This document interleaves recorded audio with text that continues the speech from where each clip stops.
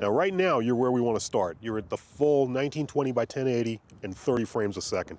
What is the difference between 30 frames a second and 24? What does that do?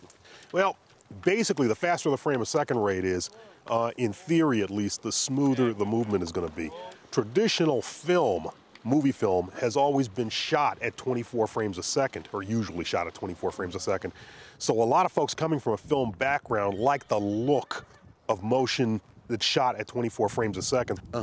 To go to 60 frames a second, what that's going to do is it's going to give you twice as much information in terms of framing on your video clips, and movement in itself will tend to look even smoother still. This is irrespective of shutter speed. Totally, it has nothing to do with shutter speed now.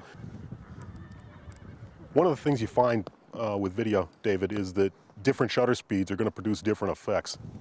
Because again, as still photographers, we tend to think that slow shutter speeds aren't going to be the right way to go for moving subjects most of the time.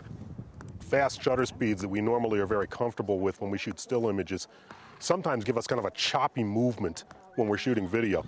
For video, the slower shutter speeds tend to give you the best video with the least kind of herky-jerky movement as we play the video back. You don't think you're watching the video, it's so clear.